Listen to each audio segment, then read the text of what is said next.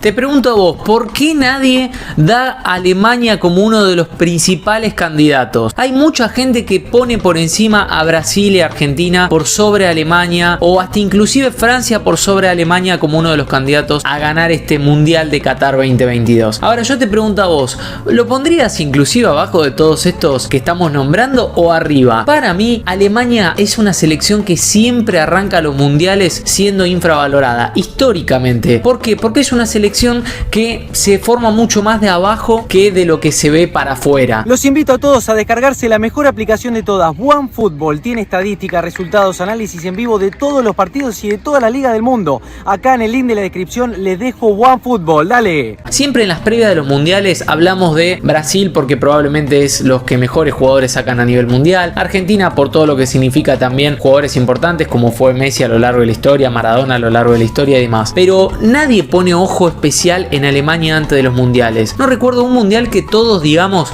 el candidato principal es Alemania. Inclusive en el 2014, que fue uno de los equipos más duros que vino un mundial a Alemania, nadie lo daba como candidato. Era el principal candidato Brasil, obviamente por ser anfitrión, y se terminó comiendo un baile, o como le dicen los brasileños, un chocolate tremendo en aquel 7-1 en Brasil. Pero ¿por qué esta selección de Alemania está infravalorada? Yo creo que tiene que ver por los nombres que tiene y por cómo vino jugando los últimos años Alemania. Para tener un poco en consideración cómo llega esta selección, llega con un recambio muy importante, habiendo partidos malos realmente de Alemania en el último tiempo. Si hablamos del mundial anterior, fue un fracaso total. Venía de salir campeón en el 2014 con un gran equipo comandado por Joachim Löw, y después terminó dando un papelón en Rusia 2018. Todos sabemos lo que pasó, se quedó afuera en aquel partido contra Corea, un partido que realmente jugó mal. México también le pegó un baile tremendo a Alemania, cosas que nadie iba a pensar en la previa a un mundial, pero terminó sucediendo.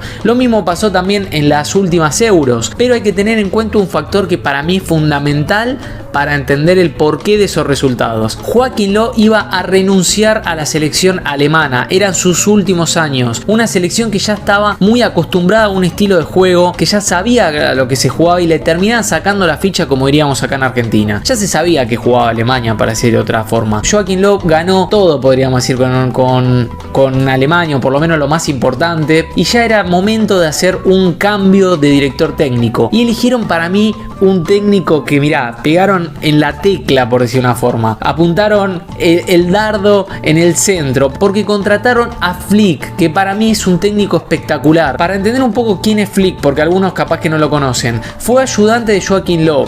¿Sí? Ya hablamos de por lo menos que tiene un campeón del mundo como ayudante. Después de eso empezó a abrirse por su cuenta en el 2019 recién, que fue primero un interino y después pasó a ser director técnico principal del Bayern Múnich, que ganó todo, la triple corona en el 2020, en aquellos años de pandemia. No sé si se recuerdan, en aquellos años fatídicos que estábamos todos encerrados viendo un partido de fútbol sin público. Bueno, Flick ganaba todo, Flick era una bestia. Pocas veces vi un equipo tan duro como el Bayern Múnich de Flick. No sé si recuerdan, por si se los olvidó un poco, fue el mismo que comandó el 8-2 contra Barcelona, uno de los papelones más grandes en la historia del fútbol de Barcelona, y una paliza táctica del Bayern Múnich. Lo mismo pasó en la final contra PSG, que me acuerdo que había hecho un cambio espectacular, había sacado a un jugador fundamental que tenía el Bayern Múnich, hizo varios cambios tácticos y terminaron resolviéndole muy bien el partido. Es un técnico que es especialista, un estratega, uno de los mejores del mundo, y que hoy en día lo tiene al frente de Alemania, y va a ser su primera experiencia post Joachim Löw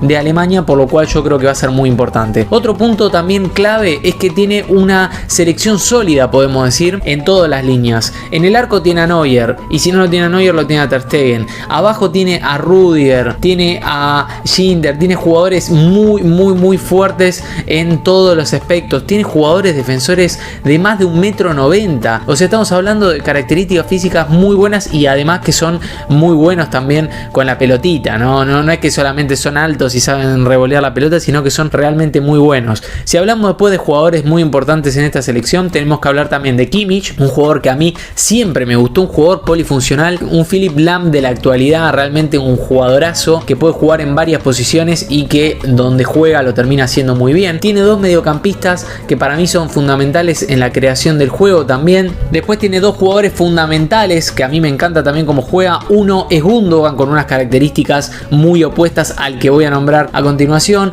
Un jugador muy preciso que para mí está en el mejor momento de su carrera, jugador fundamental en el Manchester City. Y del otro lado también lo tiene a Goretzka, que ya me imagino a todos lo conocen y saben quién es. Un jugador muy potente, un jugador muy físico que la verdad te hace sufrir si pasás por el lado de él, porque realmente es muy bueno. A su vez tenés que sumar jugadores muy buenos de ataque, de ida y vuelta. Lo tenés a un jugador como Sané, tenés a un jugador como este pibe que la rompe toda, tiene 19 años, Musiala. Si no lo ubican lo van a conocer en este mundial, que es un crack total. Musiala es realmente muy bueno. Y después, para mí, el punto flojo que tiene este equipo, estamos hablando del ataque, porque tenemos que hablar de un jugador que, insisto, también otro infravalorado de la historia mundial, que es Müller, un jugador que tuvo la chance de ser probablemente uno de los máximos goleadores de los mundiales. Veremos si en este mundial puede acercarse un poco más a Klose, pero un jugador fundamental en ataque, clave en aquel mundial 2014. Pero si le sacas a Müller, tiene un jugador más en ataque, que es Kai Havertz, que le termina de faltar un poco lo que es el gol. Tiene un mal promedio de gol en estas últimas temporadas, pero un jugador que sin lugar a dudas es interesante y seguramente va a ser titular. Pero perdió un jugador importante que era Timo Werner, que por más que no haya tenido una buena temporada a nivel goles, era un jugador referencia de ataque, podríamos decir, y perdió. Más allá que Müller también va a poder jugar de 9, va a tener también reemplazos, pero ninguno está a la altura de lo que podría haber sido un Timo Werner. Por eso es una baja muy sensible que tiene Alemania. Ahora, teniendo en cuenta todo esto que les hablé,